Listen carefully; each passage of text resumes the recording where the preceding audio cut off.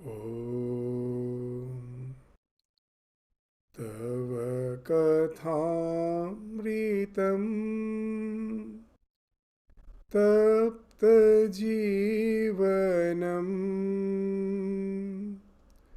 Kavibhiriritam Kalmashapaham Sravanamangalam Srimadaatatam Bhuvi Grananti Ye Bhurida Jana.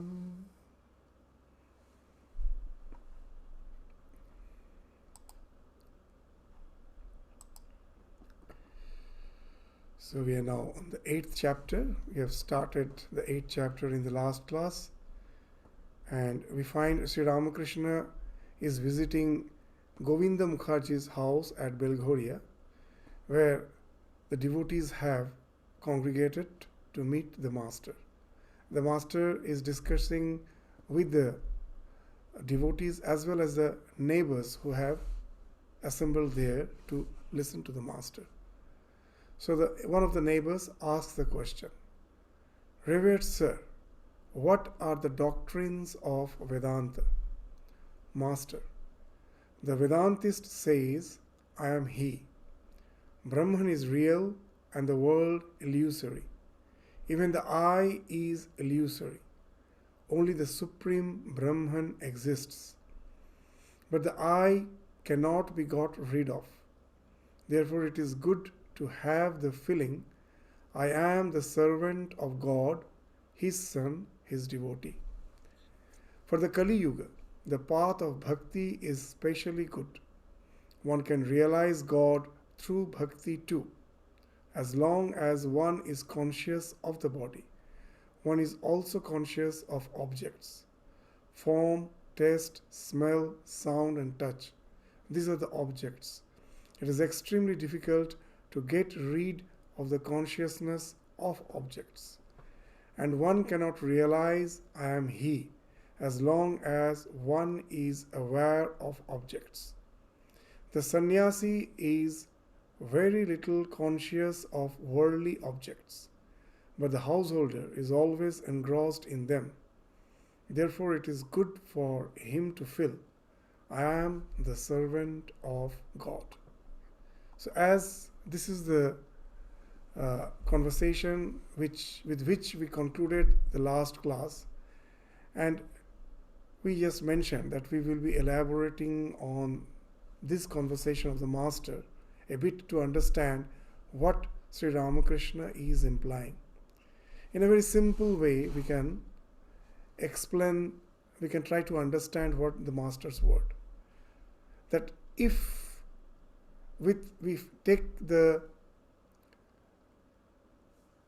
credentials of the senses as something which is real, that what my eyes, my ears, my nose, my tongue and my sense of touch, the skin, what all we perceive through these five senses, if I take them to be real, and if I try to search the ultimate truth behind this existence by moving out through my mind and senses out into the universe to find the reality behind the existence, then at last we will end up in duality.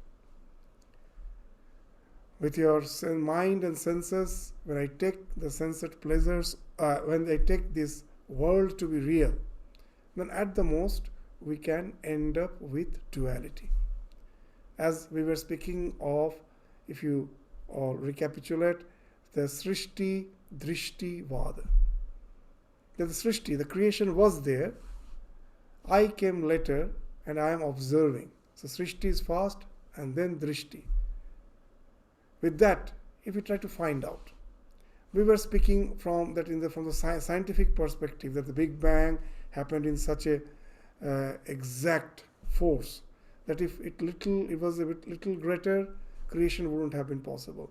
If it was little less, creation wouldn't have been possible. And then the ratio of the nuclear forces, the weak nuclear force, the strong nuclear force is such that if it was bit more or bit less, the matter wouldn't have formed. So that way we were trying to analyze.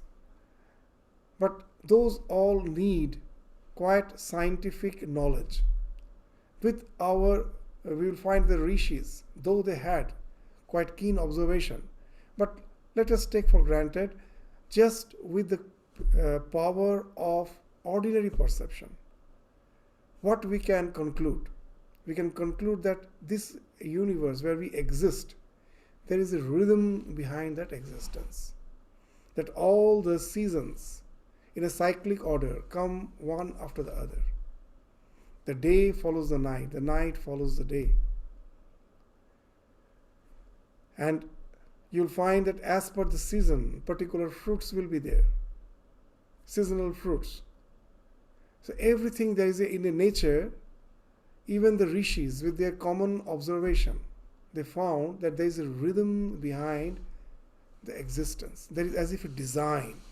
The rhythm speaks of a design. Now whenever there is a design, there must be a designer.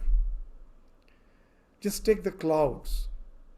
Sometimes I say the clouds look like a castle, but I know it's just a pattern. Somehow it has formed. It will just, again a wind will come, it will blow, and again it will take some different form. There is no predictability of it, that what the form of the cloud will be, because it is something that just the wind is blowing, the conditions of the weather, all those things determine that what the shape of the cloud will be. It doesn't speak of any design, it's just a pattern. But whenever there is a design, immediately, even with our common sense, the idea there must be a designer, someone has designed. There must be a conscious being who has designed behind it. That's a very common observation for any of the religion you will find. And all the Abrahamic religion, all the dualistic religion, even in the Vedantic way of understanding, that whenever we find that there is a rhythm, that's why they used to say that the creation can be explained by three vachakas: Om, Rim, Ritam. That the ultimate reality has found expression as this universe. How? That the ultimate reality, the Brahman, whose vachaka is Om, has found expression as Shakti, as energy. The entire universe is nothing but energy.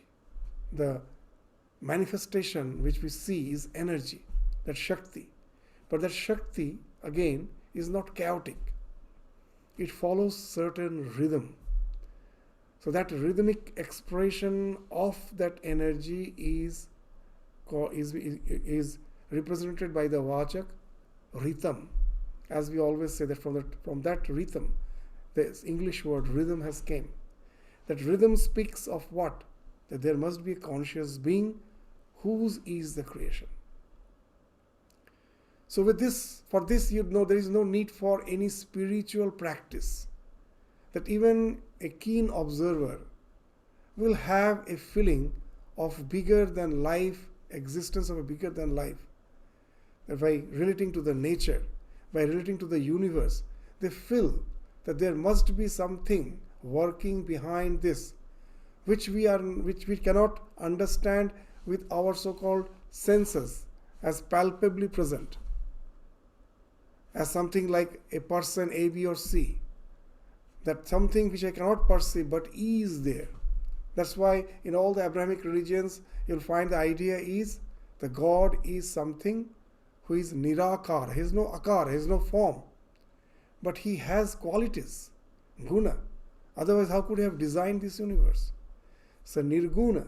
No, it's not nirguna. He has guna, but at the same time he has no akar, no form, because I cannot see him.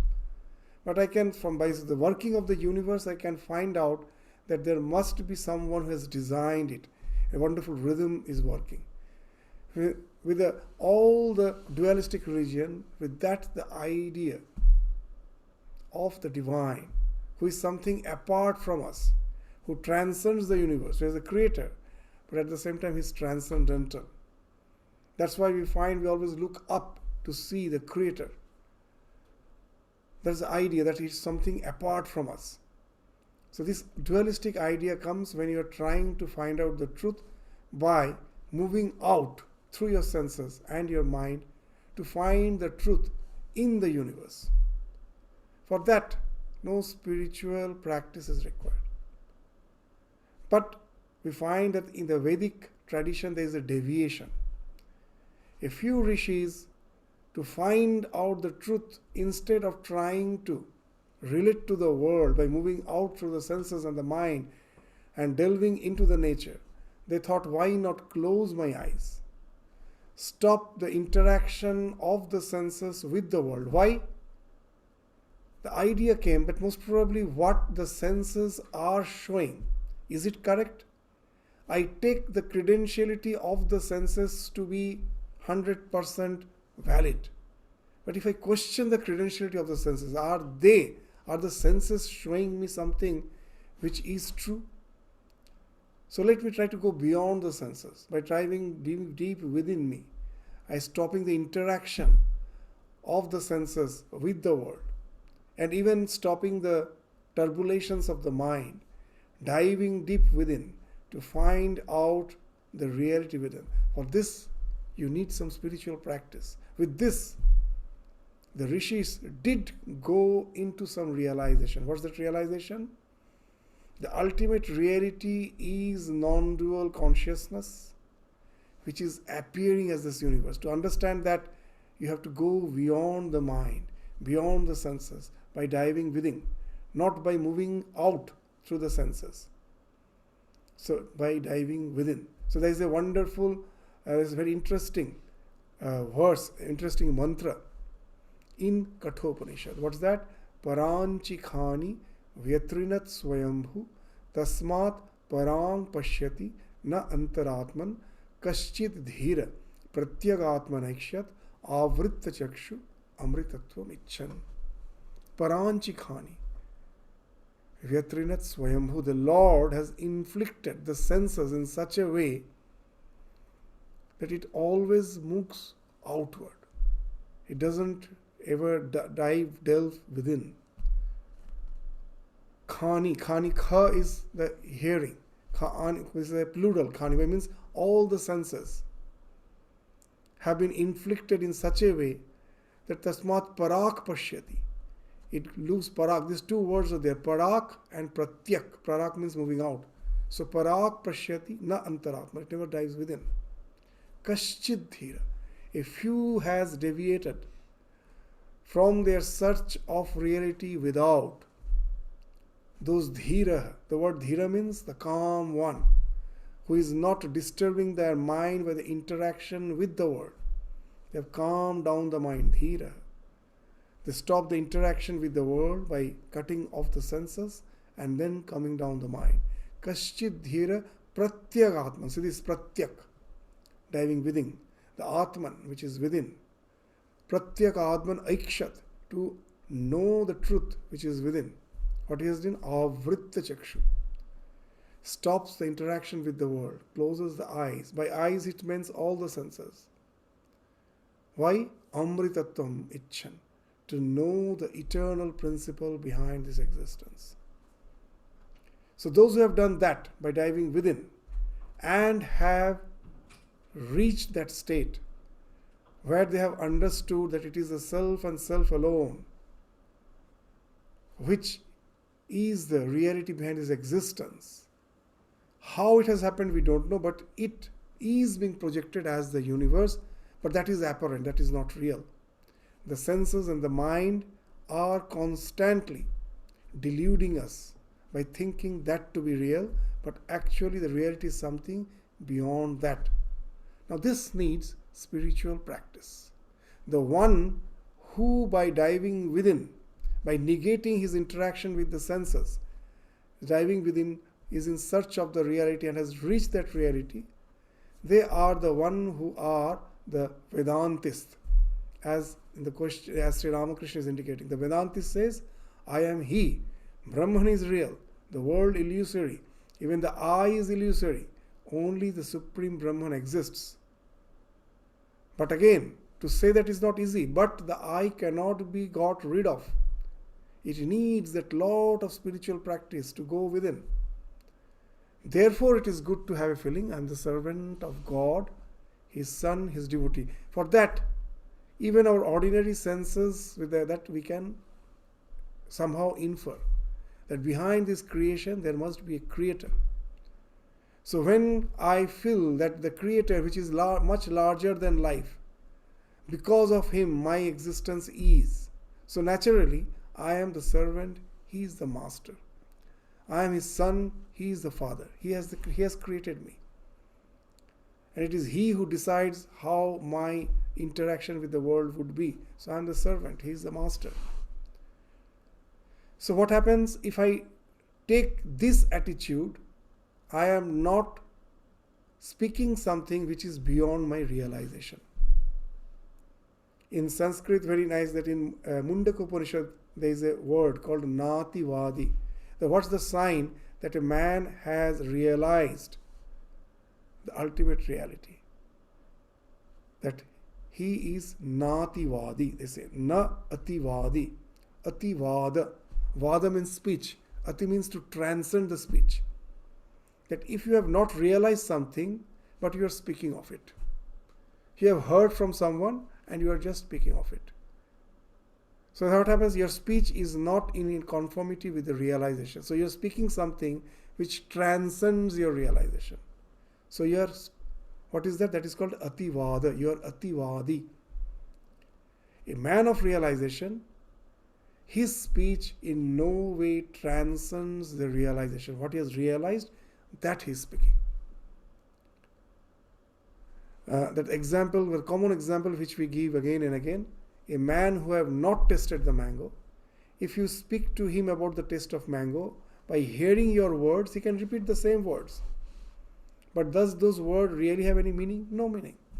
Because there is no such realization which conforms to that words. But a man who has tasted the mango, when he speaks the same word, he is speaking from his realization. So that's the thing happens when a person, by diving within, by stopping his interaction with the senses, at last has realized that the idea that I am this limited self is actually a misconception. That, as Ramakrishna is saying, even the idea of I is erroneous. It is mistake. What is the idea of I? In a simple way, let us try to understand. Let me try to close my eyes, my ears, my all interaction with the world. All the senses, I stop interacting with the world. Most probably I am in a dark room sitting there. No sound, no noise, no smell, no taste, nothing. And I close my eyes, I try to calm down my mind. And only one thing I will find. What is there? The idea of I is emanating. I cannot get rid of that. That I am. And that idea that I am, does it have a center? Yes, it has a center. I know I am sitting here, though I have stopped all the interaction with the world, but I am in space, time, I am in a particular place, in a particular time, sitting there. I cannot jump out of that idea that I am this limited body-mind complex. In the scriptures they say Atman is Brahman. What's that? Now when this is just possible for any one of us, yes, we can to a certain extent stop the interaction with the world, sit quietly, but I cannot get rid of the idea of amness, which is centered, which is localized by in space and by time. It's about at a particular time and a particular place I'm sitting, I cannot get rid of that. But what they say, a man of realization, by diving deep within, through his spiritual practice, when he is really able to calm down the mind to such an extent where the mind has collapsed, then suddenly that amness doesn't go. It's not that now I have the idea that for most of us the idea is, as Descartes has told in the Western philosophy, that's the idea that I am, this sense that I am, that speaks of what? My ultimate essential existence, that I exist because I am. But in Vedanta, in yoga, the idea is when you go beyond the idea that I am, you have gone beyond the mind,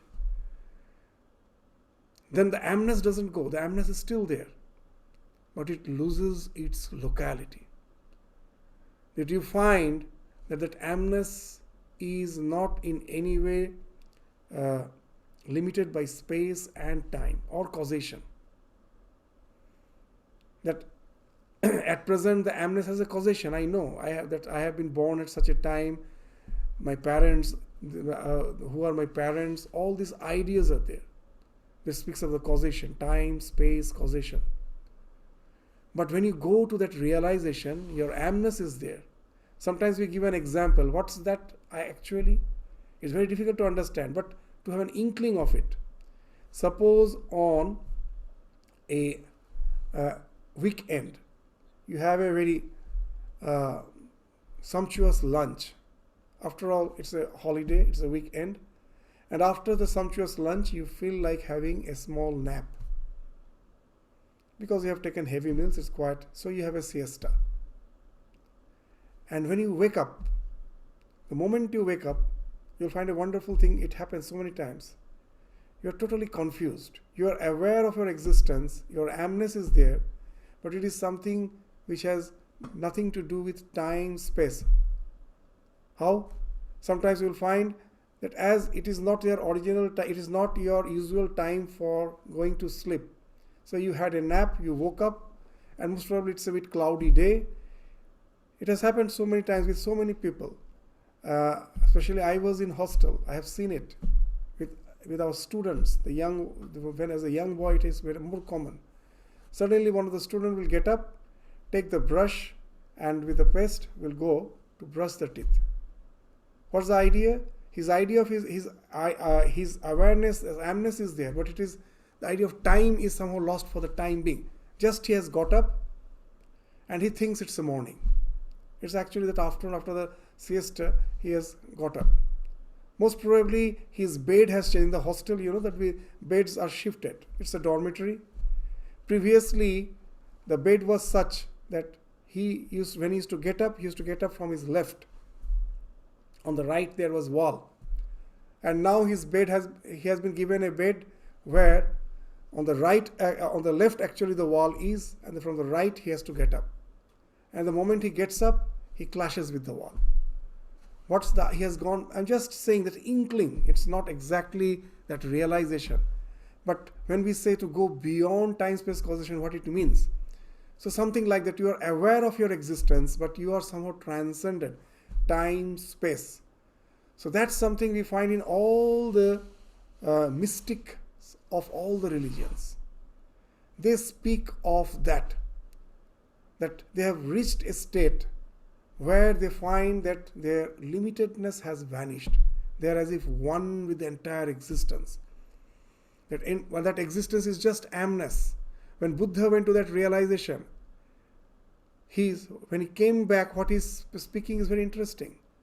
That he found that his head is touching the Himalayas, his feet is touching the ocean, his hand is embracing the entire world. What it speaks of? All pervasiveness. That amness has lost its locality. So that's why you will find, and that's the only thing, because your interaction with the world has stopped. Only thing that exists is that amness, and that amness has no locality. It has gone beyond time, space, causation. From that, when you come down, then again you come to your senses, and then the idea that amness somehow, I don't know how it has happened, is finding expression as this world of name and form. As I don't know how it has happened, that's why we call it ignorance, ajnana. That somehow the perfect is appearing as this imperfect. How? We don't know. The bold answer of Vedanta, we don't know why it has happened. But how it has happened? Because yes, from this limited state, I do go to that state with my sadhana. With my spiritual practice, so many has went to that state. If that's the state which is my real existence, what speaks? From that only I came. It's just like we were dreaming. When the dream breaks, then you know it was a dream. Actually, I am what I am. What I was, I am. In the dream, what I was seeing was actually a world of virtual reality. It has nothing to do with my existence. When I wake up, then I know. So similarly, one who is dreaming, now if you ask him, when you started dreaming, why you started dreaming, can he give answer? Never. He knows he is dreaming. When it started, that's why we say ignorance is anadi. We don't know where it's beginning, but it is not ananta. It has an end. So ignorance is anadi but not ananta. It has an end. It breaks. But those who have not gone to that state, for them to say by hearing the scriptures that I am that non-dual Brahman, this world of phenomenon existence is just a mere projection. I am not it. It is something speaking beyond your realization. And now you will find your speech will not conform to your actions. As in some other context, Sri Ramakrishna says, in mukhe, that in vocally, verbally we are saying I am Brahman, but even a small thorn, if it pricks me, I immediately find the pain, because I am so much attached to the body-mind complex. We cannot, like Ramakrishna, say that when he is suffering intensely from cancer and someone asks, Sir, how are you? He will say, the body knows its suffering. The mind is always at bliss. Shorir tar dukkho jane, mon tumi ananda thak. So this total dissection has as if happened only when you have gone to that realization. Then your speech conforms to your realization. So then there is no as such hypocrisy. But before that, we are speaking something by hearing, as Sri Ramakrishna used to say, that for most of us, God is what? It is just a mere word. That when a small child hears his parents are quarreling over something, and they use the word God's promise, they learn from their parents, and even now the children, when they are fighting, quarreling among themselves, they use the word God promise. So neither the parent know what God is, speak of God promise. Neither children know. It is just a word which has traditionally came down without having any realization behind it. So that's why now taking this idea behind, that's why Sri Ramakrishna is saying that in this Kali Yuga, just to earn your living, your entire day is gone in your worldly pursuits. Like in the previous ages, we find the society do allow the one who is an earnest spiritual seeker. There was a provision that yes, that if someone comes to beg his alms, a part of the food was kept. That yes, this is also a way of life. That whatever we have earned, let us keep something for those who are in pursuit of that type of sadhana, that type of life. Just in the modern day we also do, not in spiritual thing, but in the academic field. So much money is, we will say, wasted in research work. Most of the research is trash, cut and paste, useless. How many research really brings change to the society? In the university there is so much of grant for all this research. Why? Is it all useless? Yes, most of them are useless. But then why so much money is allocated? Because the government knows, the society knows, that out of this 100 research, even if 1 or 2 are genuine, that will change the society. It can bring a huge upheaval. In the olden Vedic days, that's the thing which was the norm of the society. Yes, all those who have renounced, they are a small group. But even within that small group, all are not going to reach the goal. But a few who will reach. When they come down from their realization, they become the torch bearers of the society. Like that's how we got a Ramakrishna. If there was Mathur was not there, if Rashmani was not there, can we think of Ramakrishna? We will find that this society where the sadhus are fed, the spiritual seekers are fed, sustained, there we find that constantly realized souls are coming out from the society, because that this pattern of the society is such. But Sri Ramakrishna is saying that the society is changing. Now you will find that people don't give value to this type of life. Everything is so secular. And to earn your bread from day morning to night, you have to work. Otherwise, you cannot sustain yourself. That's what is actually meant by Annagata Prana. That just to earn my bread, I have to spend all my time, my energy.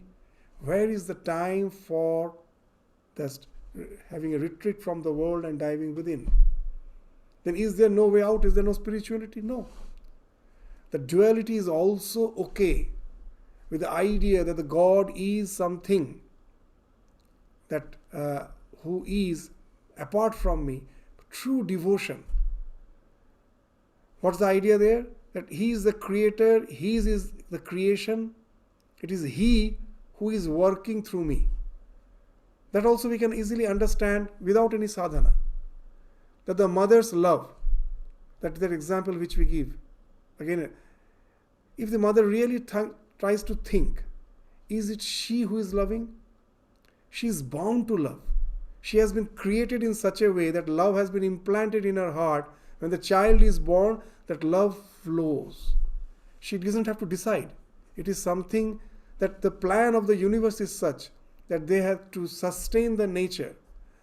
Whether we call it nature, whether we call it God, they have given us that empathy. When I see a poor man and feel like giving 5 cents or $5, whatever it may be, that sympathy which wells up from within. Sometimes, out of ignorance, I think I am the one who is sympathizing. But actually, if you calm down the mind, when the mind is turbulent, I block the sympathy. But the sympathy is something which is already there. I cannot cultivate it. It was already there. Somehow, we find that seeing the poor man, some empathy wells up. If my mind is calm, if I'm not too much busy with myself. So all these good things speaks of what? This is the plan of the universe is such that I have to work in a particular way. So where I am just the instrument, there's a bigger plan is there which is working through me. So let me work without the idea that I am the doer and I am the enjoyer. Someone is working through me, and he has given me all the faculties. My intelligence, can I claim it is something which I have developed? From birth, I do have that. I have used those faculties which was given to me. Why? With that, someone is using me as an instrument to take care of his nature. This idea, even without sadhana, even without practice, we can develop. And now if we can inculcate in our life, then without going to deep meditation, I can still develop detachment. That I am working throughout. I do my best. It is not that I just somehow casually work. I do the best of my ability because all the faculties which has been given by the Lord, or by the higher power, or by the plan of the nature, whatever you say, we do believe something is greater than us. That has given me. I am just using them for the greater good, and it is not for my own selfish end. So for this, there is no ativada. Even with our observation, general observation, we can easily develop that attitude. There won't be any clash with my thought and with the way I am trying to translate that thought into action. But to think I am Brahman, I am detached from this world, that this world doesn't exist, without going to that realization, we will find even the highly scholarly person, with all his scholarly understanding, some other intelligent person can come and just totally rule out all his way of arguments. Even at present it's going on. In the world of science, you will find there's a branch of science called consciousness, where there is no, as such, final conclusion. There's so much of argument going on. Because intellectuality is a double-edged sword, with which you can prove anything, you can simply disapprove anything. With intellectual, it happens in the legal system. If the lawyer, with his intelligence, can prove, disapprove. So we are seeing it happening so many times in all the countries, in all the nations. With intelligence, like the double edges, we can prove anything, we can disapprove anything. But what cannot be negated is realization. Shankaracharya, the masterpiece of Advaita Vedanta, he has written. Even he, after after establishing Advaita Vedanta, by confronting all other philosophies in his time, he confronted them. And then he established Advaita Vedanta by defeating all other way of arguments. But he was humble enough after saying that I have established Advaita. But someone who is more intelligent than me can even negate my way of arguments. He can do that. But no one can negate my realization. No one can do that. So intellectuality has that, it acts like a double-edged sword. So with intellectual, unless we have realization, with intellectual we can never get established into Advaita, know it for certain. And in this yuga, to practice Advaita becomes so difficult. So now take all this scenario into your, into the picture, and then try to relate to these words of the master. You'll find what he's saying is wonderful. Now let's read this paragraph again. The Vedantist says, I am he, Brahman is real and the world illusory. Even the I is illusory. Only the Supreme Brahman exists. But the I cannot be got rid of. Therefore it is good to have the feeling, I am the servant of God, his son, his devotee. For the Kali Yuga, the path of bhakti is especially good. One can realize God through bhakti too. As long as one is conscious of body, one is also conscious of objects. Form, taste, smell, sound and touch. These are the objects. It is extremely difficult to get rid of the consciousness of objects. And one cannot realize I am he as long as one is aware of the objects. The sannyasi is very little conscious of worldly objects, but the householder is always engrossed in them. Therefore it is good for him to feel I am the servant of God. So when we are reading the gospel, we have to always remember in what context he is saying. The neighbor who has asked the question, Sir, what are the doctrines of Vedanta? Now, Sri Ramakrishna knows his background, that he is a person who is highly engrossed with the word. Now, out of curiosity, he is asking that what is Vedanta? So Sri Ramakrishna feels that sincerely feels that I should give him the proper answer. That Vedanta do say that Brahman is real, the world is illusory. But that's not for you. For you, with all your entanglements, it's better to cultivate devotion. And for that, these are the words Sri Ramakrishna is saying. So let's proceed with the succeeding discussions. Neighbor, sir, we are sinners. What will happen to us? Master, all the sins of the body fly away if one chants the name of God and sings his glories. The birds of swin dwell in the tree of the body. Singing the name of God is like clapping your hands. As at a clap of the hands, the birds in the tree fly away, so do our sins disappear at the chanting of God's name and glories. So once when you're aware of the presence of the divine in your life, that it is the divine who is working through you, you're just the instrument.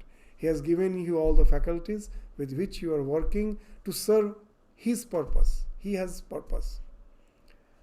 It is nothing mine. Now, when I'm working with this idea, so that's the devotion. So now the thought of the divine is something which can become my spiritual practice. That whatever I'm doing, as if you read the wonderful small booklet, The Practice of Presence of God by Brother Lawrence. He was a Christian monk. He didn't have much education.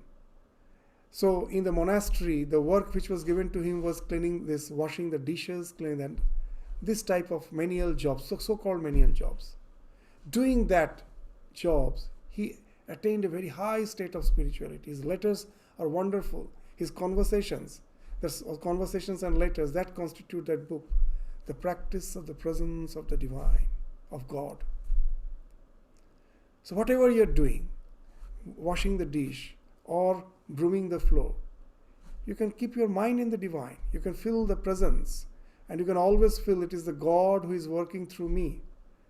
And I offer all my actions to Him. And that way, though you are not closing your eyes or ears, you're interacting with the world. But though you're interacting with the world, still you are developing a sense of discernment, detachment, though you are entangled with the world. Outwardly, it looks you're totally entangled with the world, but inwardly, you're totally detached. As Sri Ramakrishna used to say, how to recognize a Paramahamsa? Does he grow two horns?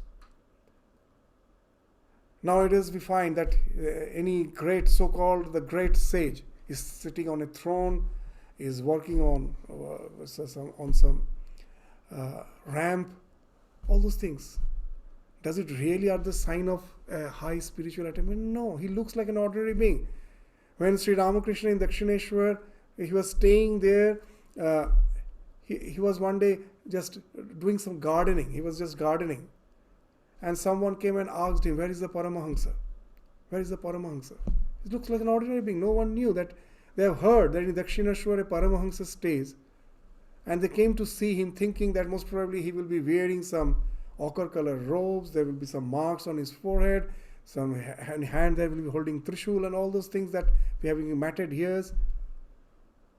And all those external signs as he speaks of spirituality, nothing. It's the inward change, the change within.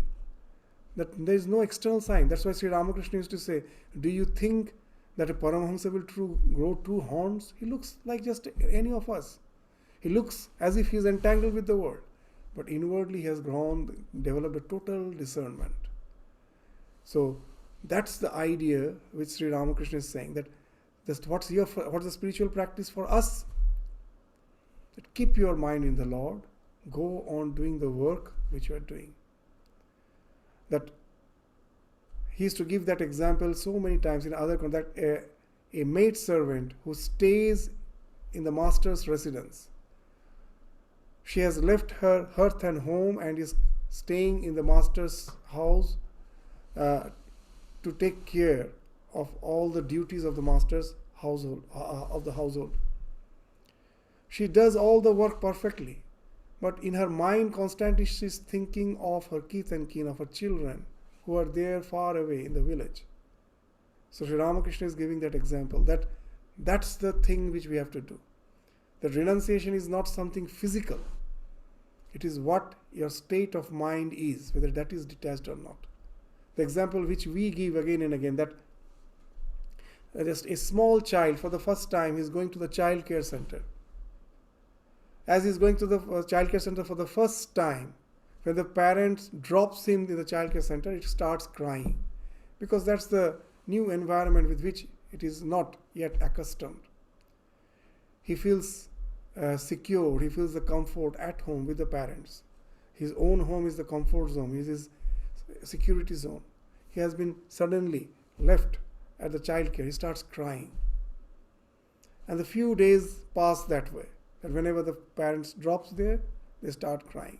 After a few days, he has started developing friends in the child care center. And he gets so engrossed with them. Now the scenario changes. After a few months, it's just the opposite. In the morning when they go to drop, the children just simply runs to play with his new friends. And in the evening, when they go to bring them back, he doesn't want to come. He is so happy with all the children there. Now he may start crying if you force him. Again a few days has to pass, most probably a month has to pass. And then a time comes when the child no more cries, nor when you drop, nor when you bring him back. What has happened? Renunciation. What's the renunciation? Now the thing which has registered in his mind, that this is a temporary place. Every day morning my father will drop here. In the evening the mother will come and take me home. My home is the permanent place. This is the temporary place. This is not the place for me to stay. Part of my time will be spent here. So now he has understood. But that does it mean that the child will be sitting in the corner of a child care center not interacting with anyone, just waiting when in the evening father comes and takes me away. No. She's quite happy there, playing with all, interacting with all. But in the corner of the mind, that idea is there. This is the temporary place. In the evening, I have to leave. So he looks as if totally engrossed, but the detachment has happened. So that's when it has happened, when I know that this is after all something, a passing phase, a journey. The real existence is something which is one with the God. So with this idea, when you constantly try to think of the Lord, that is possible. That yes, with this idea, you don't have to believe in anything. With this something, with your observation, you can come to this conclusion. And then as a practice, if I make it a habit of taking the name of the Lord in all my activities, then a wonderful thing happens. What's the thing? The mind can never do multitasking. Can never do. I think that we do multitasking. No. When I am doing multitasking, actually, my mind is jumping from one activity to the other activity at a very fast sequence. That's why the productivity, the efficiency of all the things which you are doing diminishes, because you are not actually giving mind to all the activities. It's just jumping from one activity to the other at a very fast sequence. So only a part of the mind is engaged in all the activities. So mind can never do multitasking. So mind goes on jumping from thought to thought. In modern psychology, they say we think more than 60,000 thoughts a day. So many thoughts. Constantly the mind is jumping. But at a time, it can have only one thought. If that's the fact with our mind, then why not make a culture of consciously thinking something sublime? If I do that if I am trying to keep the mind in the thought of God, the other things are bound to fall off, because the mind can never do multitasking. And that's the easiest way of purifying the mind. When Swami Yogananda came to Ramakrishna as a young boy, he was finding that how difficult it is to keep the mind under control. Impure thought comes. So he came and asked Ramakrishna that how to keep the mind under control. He simply told, take the name of the Lord. Take the name of Hari. He thought that so many people do that. He actually went with the idea that most probably he will teach him some sophisticated way of meditation, some asanas, some breathing exercises, all those things Ramakrishna is going to teach, and that will work wonder. But nothing that short. He just told that take the name of the Lord. Take the name of Hari. So at first he never believed. But when he really started practicing, as he was really a quite sincere soul, he found a wonderful result. That the mind do calm down. It was a simple practice. That most of us do japa. And we say nothing happens. Why? Because when we are doing japa, the mind is actually not in the thought of the divine. It is roaming everywhere. If one really is sincere in his practice and knows that the thought of the divine is going to purify my mind by stopping all other activities, and take this practice as something which is going to transform my life, and takes it very seriously, in a very short time, it is going to have a wonderful result. So that's what Sri Ramakrishna is saying. Even our scriptures that they speak of, that how to cultivate ekagrata, that my mind is having sarvarthata, full of distracted thoughts.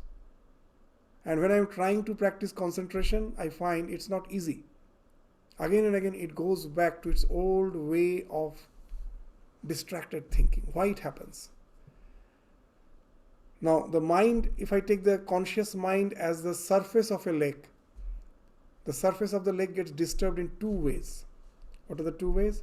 One is if you pelt some stones, then it will break into ripples. That is one way. And another is the bottom of the lake, where is the marshy bottom. From there are so many, aquatic plants and algae and other things. So because of their metabolism, there will be the air bubbles will be coming up now and then. So they come and they break in the surface, and that's how the surface gets agitated. So two ways. One is if you are smelting stone and the bubbles which are coming up, is two ways. Now if you take the conscious mind as the surface of a lake, the lake is the mind and the conscious mind is the surface, all our thoughts, interactions with the world is like pelting of the stone.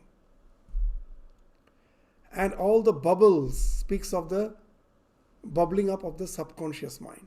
That's how our conscious mind is getting agitated. When for the first time I have started meditating, I try my best to keep my mind in one thought, conscious attempt I am doing, and then I find suddenly these distractions comes. Why? Because all these bubbles from the subconscious minds are constantly coming up and they break my concentration. Then what's the way out? And the subconscious mind is very strong. My conscious attempt is very weak, very feeble compared to that strong subconscious mind with thousands of distractions. Then is there no way out? There is a way out. What's the way out? There's a clue that all those ideas which are in the subconscious mind, how it has entered there. Anything in the subconscious has entered through the conscious mind. That what I think consciously, that is not lost, that goes and stays as samskara in the subconscious mind. So what I think consciously, that goes to the subconscious mind. So that's how, because of my old way of living, when I was having all those distracted thoughts, that's how they have went and saturated my subconscious mind. Now when I'm attempting to keep my mind in one thought, they come and break naturally because they're very strong. But I should go on practicing assiduously. Though I fail, again I try. Why? Because every conscious attempt is registered in the subconscious mind and remains there as a latent impression. So though at present I am failing again and again, but another thing is happening unnoticingly, that every conscious attempt to keep my mind in that one thought is getting registered in the subconscious mind. But the subconscious mind is something which is not infinite. This has to do at the cost of the distractions. So the more this ekagra vritti, the one pointed thought, starts saturating your subconscious mind, the distracted thought starts falling off. It's a gradual process. The process is like this. We say, suppose my mind at present is just like a cup full of turgid contents, impurity, muddy water, but it is full to the brim. Now I start pouring pure water in that cup which is already full to the brim, and it is muddy water. As it is full to the brim, what happens when I pour pure water? This muddy water starts splashing off because it was full to the brim. And that way you will find that the turgidity is getting diluted, its concentration is reducing. The more the pure water is entering, the turgidity is flowing off. A time will come, all the turgid contents has flowed off. What remains is only pure water. So it's a transformation which do need time. Sarvarthata to ekagrata. So though I fail, sometimes that's what happened in our spiritual life. That I try, I fail, and I don't try again. Thinking it's useless. My subconscious mind is so powerful. Again and again it is throwing me back. What's the use of trying? But that's the thing. That how the subconscious has become powerful. I have done this without knowing. There's all these distracted thoughts for lives together that have saturated my subconscious mind. But now if I consciously go on trying to keep my mind in one thought, this is the thing now which is started saturating my subconscious mind and washing off the distractions. This is called parinama in Yoga Satsastra. Ekagra parinama. So in time, your mind will become habitually one-pointed. Thinking of the Lord will become something easy. Constantly. You did not have to try. It becomes something like a flow. It will happen. For that, patience is required. Perseverance is required. Try again and again. And have the patience. It's not going to happen in a day. Go on trying. Knowing it fully certainly that it is going to happen. So this purity is your each and every attempt to keep the mind in good thought. It is not easy. You have to persevere. and that it is not going to happen in a day, so they have patience. That's why Swamiji used to say this: the entire spiritual journey can be defined by this 3P: purity, patience, perseverance. So that's what Sri Ramakrishna is indicating. Go on taking the name of the Lord. That's the only practice. This will purify your mind. So all the sins of the body fly away if one chants the name of God and sings His glory. The birds of sin dwell in the tree of the body. Singing the name of God is like clapping your hands.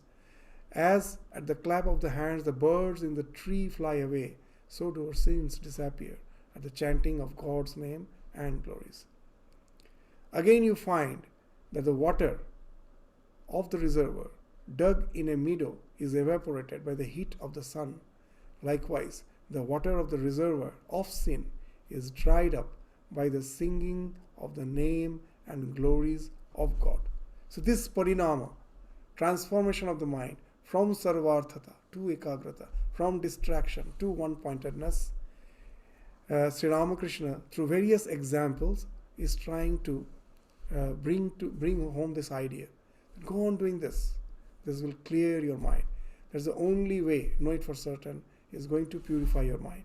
For that, you need not have to immediately be established in that high